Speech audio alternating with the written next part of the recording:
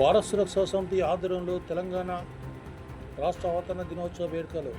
తెలంగాణ రాష్ట్ర అవతరణ దినోత్సవం సందర్భంగా జగిత్యాలలోని తహసీల్ చౌరస్తాలో సోమవారం మధ్యాహ్నం 12 గంటలకు అమరవీరుల స్తూపానికి నివాళులు అర్పిస్తూ వారి త్యాగాలు మరవలేవని, అమరవీరుల త్యాగాల పునాదుల మీద ఏర్పడిన తెలంగాణ రాష్ట్రం అని అన్నారు. జాతీయ జెండాను పట్టుకొని జై తెలంగాణ అంటూ నినాదాలు చేస్తూ సంబరాలు చేసుకున్నారు భారత సురక్షా సమితి నాయకులు.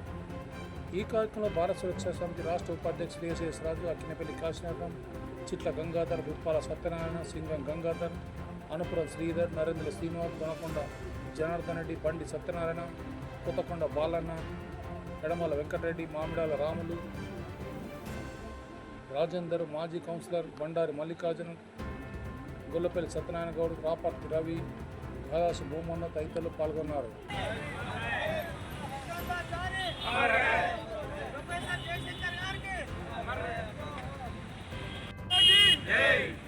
తెలంగాణ రాష్ట్ర అమరవీరులకు తెలంగాణ రాష్ట్ర అమరవీరులకు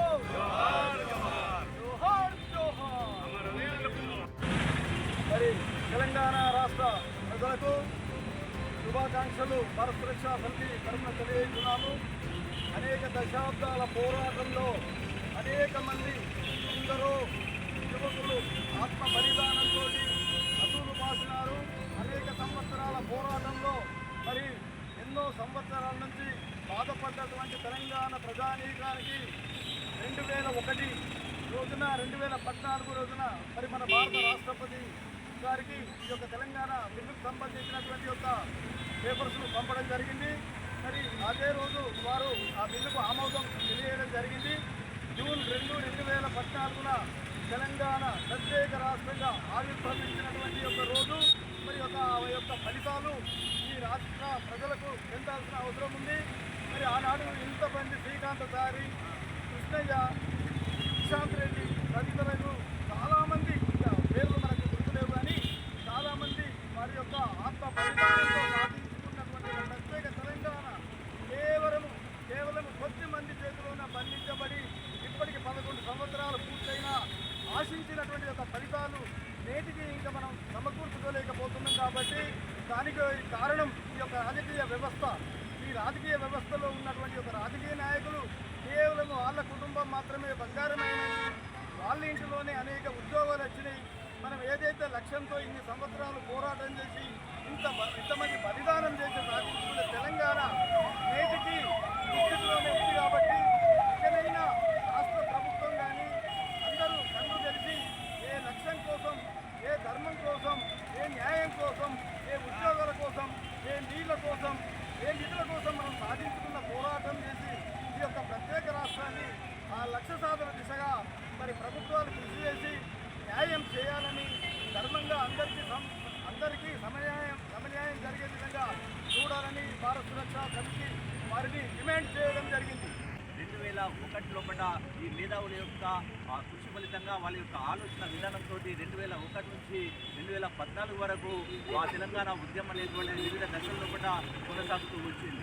అనేక తెలంగాణ ఉద్యమం అనేటువంటిది ఏ ఒక్కరితో వచ్చినటువంటిది కాదు. తెలంగాణ ఉద్యమం లోపల చిన్న పిల్లల నుంచి మొదలుకుంటే వృద్ధుల వరకు అనేక అన్ని వర్గాల ప్రజలు, కులవృద్ధులకు సంబంధించినటువంటి కానీ విద్యార్థులకు సంబంధించినటువంటి కానీ అనేక రంగాలకు సంబంధించినటువంటి అందరూ కూడా సకల జనులు అనేటువంటి వాళ్ళందరూ కూడా తెలంగాణ ఉద్యమంలో కూడా పాల్గొని దాదాపు 1200 ప్రత్యేక తెలంగాణ రాష్ట్ర ఉద్యమం కొరకు 1200 మంది విద్యార్థులు బలిదానమైనప్పటికీ అప్పుడున్నటువంటి అధికారంలో ఉన్నటువంటి పార్టీ ఏదైతే ఉందో తెలంగాణ ఉద్యమం పట్ల నీరు కట్టేటువంటి ప్రయత్నం చేయడము, దాన్ని నిర్లక్ష్యం చేసినప్పటికీ ప్రతిపక్షంలో పడున్నటువంటి భారతీయ జనతా పార్టీ ఏదైతే ఉందో ఆ భారతీయ జనతా పార్టీలో కూడా మన తెలంగాణ చిన్నమ్మగా పెట్టుకున్నటువంటి సుష్మా స్వరాజ్ ఆ రోజు పార్లమెంట్లో పడ్డ మీరు బిల్లు పెట్టండి, మేము అన్ని రకాలుగా మద్దతు ఇస్తాం, భారతీయ జనతా పార్టీ మద్దతు ఇవ్వడానికి రెడీగా ఉంది అని చెప్పి పార్లమెంట్లో పడ్డ మనం తీసుకున్న తెలంగాణ చిన్నమ్మ కూడా పార్లమెంట్లో కూడా ప్రస్తావించడం జరిగింది.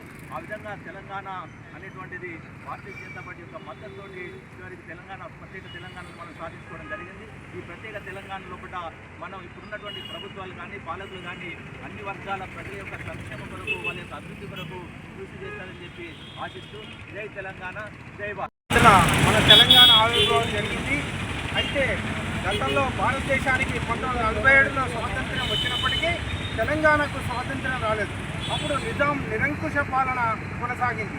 అప్పుడు నిజాం నిరంకుశ పాలనకు వ్యతిరేకంగా తెలంగాణ ప్రజలు విజృంభించి ఈ యొక్క నిజాంను తరిమి కొట్టడం జరిగింది. అదే తర్వాత ఆంధ్రప్రదేశ్ అవతరణ ఏర్పడడం వల్ల ఆంధ్రుల యొక్క పెత్తనం మన యొక్క తెలంగాణ పైన జరిగింది. ఈ యొక్క ఆంధ్రుల పెత్తనం ఏ రకంగానైతే మన నిధుల్ని, మన యొక్క నీళ్లను, మన యొక్క ఉద్యోగాల్ని ఈ యొక్క ఆంధ్ర ప్రాంతంకి మళ్లించుకోవటం అనేది ఆంధ్ర పాలకులు చేసిన దమనకాండ. అట్టి దమనకాండను ఎదుర్కొంటూ అట్టి దమనకాండకు వ్యతిరేకంగా తెలంగాణ ప్రజలు ఉద్యమం చేసి తిరిగి ఆంధ్ర వాళ్ళను కూడా పంపించి ఈ జూన్ 2న మన యొక్క తెలంగాణ సాధించుకున్నాం.